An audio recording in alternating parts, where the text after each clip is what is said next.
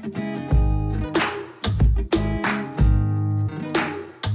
everyone, welcome back to my channel Investor Happy. Halo semua, video kali ini kita akan bahas salah satu emiten ya,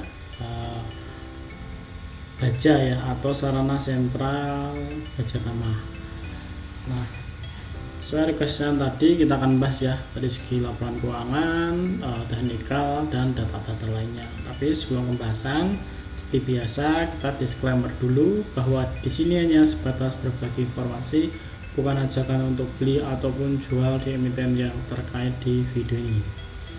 Oke, baja atau sarana sentral baja tamah untuk saat ini harganya di 141, sebenarnya sudah masuk di area demand areanya ya. Ini kalau kita tarik lebih panjang, emiten ini punya demand area teman-teman ya, bahkan ya tepatnya di arah sini ya. Nah, ini sudah di demand areanya. Kalau kita tarik dari sini dari Februari 2001 ya, dia masuk sini mantul walaupun jatuh lagi ya, sampai 2022 Desember kemarin tetap mantul lagi area sini ya. Makanya ini cukup kuat ya.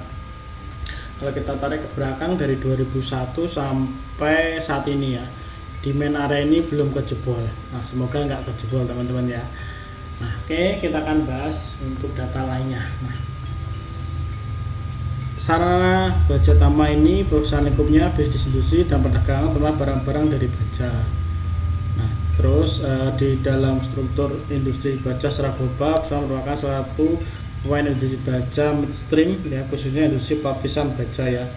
Saat ini perusahaan memproduksi 3 jenis produksi lapis baja, yaitu baja lapis seng, baja lapis aluminium seng, dan baja lapis warna. Nah, ini money profilnya teman-teman ya. Nah, kita lihat dari segi pemegang saham. Nah, kalau kita lihat masyarakat ini dibilang banyak ya, enggak begitu banyak, dibilang sedikit ya itu banyak ya, sekitar 22%. Nah, tapi masih di range aman teman-teman ya. Berikutnya ada Laksono Tirto Kusumo, ini pengendali 2,43%, dan Antos Batrisian mengendali sekitar 1,43%. Nah, ini mayoritas masih keluarga ini ya, Panji Suryo, Sujar Prohono ini 16%, Ibnu Susanto, ini keluarga Susanto ya, ini sekitar 16% semua ya. Nah, terus kita lihat di sini. Nah, kalau kita pelajari dari number of shareholder ya, atau jumlah pemegang saham, artinya untuk entry itu yang paling ideal ketika sudah minus. Contoh ini ya, di Juli ini sudah berkurang ya, dari 4.000 turun jadi dari 4,7 ya, 7 turun jadi 4,3. Kita lihat Juli ya. Juli posisi harga di mana? Juli berarti posisinya di arah sini teman-teman. Ini posisi Juli. Setelah itu dia naik ya, Agustus naik ya, dari mulai Juli ya, mulai start awal Agustus dia naik. Nah, setelah itu ambil lagi. Nah, ini dari jumlah saham sudah bisa dipelajarin bahwa kalau sudah menunjukkan ini mulai berkurang, itu menarik untuk dipantau seperti itu ya. Ini udah 2 bulan berturut-turut, tapi ini untuk di September ini masih plus ya, 241. Tapi di Oktober saya belum dapat datanya, di sini nggak ada teman-teman ya.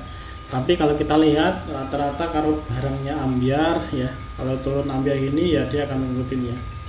Nah, jadi itu dari segi pemegang saham ya, atau shareholdernya juga. Nah, kita lihat dari seasonality. Nah, kalau kita lihat selama 5 tahun terakhir ini, untuk di November ini kurang bagus teman-teman ya, sekitar 20% ya probabilitas untung. Yang paling tinggi ya waktu di 2020 pasca Covid tuh ya, itu menaik. Tapi untuk di tahun-tahun sebelumnya ambiar ya. Nah, untuk probabilitas tertinggi itu yang paling bagus di ini ya, di Januari itu 80%, selalu naik. Jadi mungkin teman-teman bisa mantau pas Desember akhir mungkin ya, bisa mantau ini probabilitas naik di Januari 80% teman-teman ya. Sisanya tuh paling tinggi lagi 60% itu di April, Juli 60%, terus yang paling tinggi itu teman-teman ya, April, Juli, terus paling tinggi lagi Januari. Itu dari segi seasonality. Nah, kita lihat dari laporan keuangan. Nah, apakah sahamnya itu turun karena rugi atau gimana, kita analisa dulu simpel ya. Nah, kita lihat ya dari segi pegang saham. Untuk asetnya ini sekitar 600 miliar teman-teman ya. Kalau kita bandingkan secara year to year, Desember ini 30 September ini ada penurunan ya teman-teman ya. Dari sebelumnya 731 turun jadi 600 miliar. Ini dari segi asetnya memang turun ya, hampir 131 miliar penurunan segi aset. Tapi kita lihat untuk likuiditasnya sama ya, ada penurunan juga dari 621 turun jadi 500 ya, sekitar 120 miliar turun juga untuk likuiditas. Nah, untuk segi ekuitasnya turun ya, sekitar 10 miliar dari sebelumnya 110 miliar turun jadi 100 miliar. Ini dari segi likuiditas memang ada penurunan. Tapi kita lihat dari laba rugi ya. Untuk labanya memang laba usaha juga penurun ya, atau pendapatan usaha turun dari sebelumnya 798 miliar turun jadi 715. Nah, tapi walaupun turun, beban pokok juga turun teman-teman ya, dari sebelumnya 827 turun ke 716. Nah ini ya, tapi kita lihat ya beban atau laba setelah pajak. Nah, untuk labanya memang statusnya perusahaan ini masih rugi teman-teman ya. Nah, ini kita lihat labanya itu masih rugi dari, tapi ruginya kalau kita bandingkan year to year ini udah menurun ya, tipis.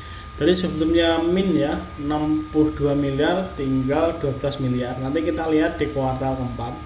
Kuartal 4 nanti Mas anggap aja 0 ya, atau sudah jadi positif. Nah, ini potensi untuk balik arah harganya ya. Memang ini masih rugi, tapi ini sudah mulai ada perbaikan kinerja ya.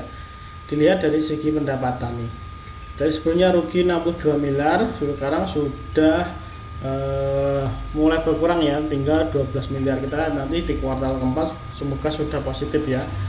Nah, untuk IPS nya juga sama, dari sebelumnya rugi 34 sekarang sudah berkurang atau rugi tinggal 6,96. Artinya cukup signifikan ya segi perbaikan kinerjanya. Nah, kita lihat untuk cash flow nya, apakah rugi juga. Nah, kalau kita lihat cash flow nya ini positif teman-teman ya, dari sebelumnya rugi 97 miliar sekarang jadi positif sekitar 62 miliar.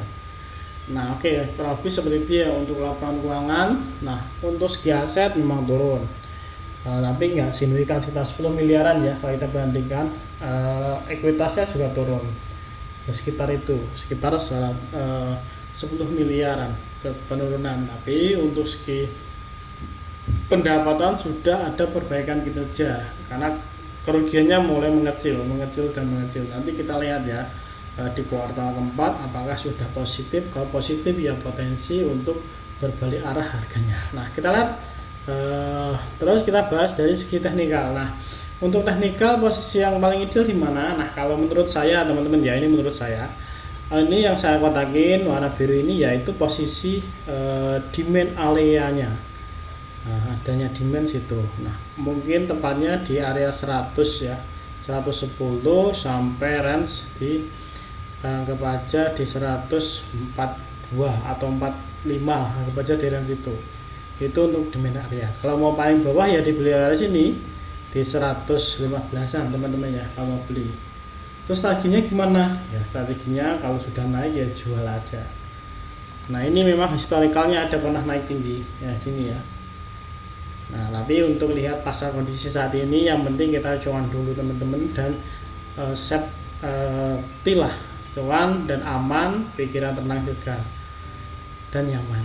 Nah, jadi lebih nyantai aja. Nanti nyari lagi emiten yang model seperti ini, akum lagi sampai naik seperti itu. Nah, strateginya seperti itu ya. Kalau sudah punya atas gimana ya? Kalau sudah punya atas, harga atas mau nggak mau harus sabar ya. Kalau nggak mau rugi lebih dalam, kalau mau spekulasi rugi ya, kalau mau CL ya silakan. Tapi saya pribadi lebih baik di hold dulu.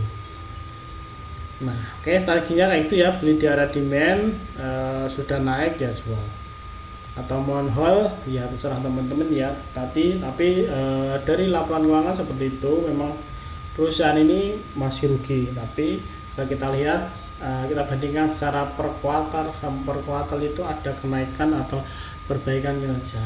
Nah, kurang lebih seperti itu. Kalau teman-teman ada pertanyaan atau request, silahkan aja tulis di kolom komentar. Terima kasih semuanya sudah nonton video ini. Sampai ketemu di video berikutnya. Happy cuan and happy investor. Bye bye.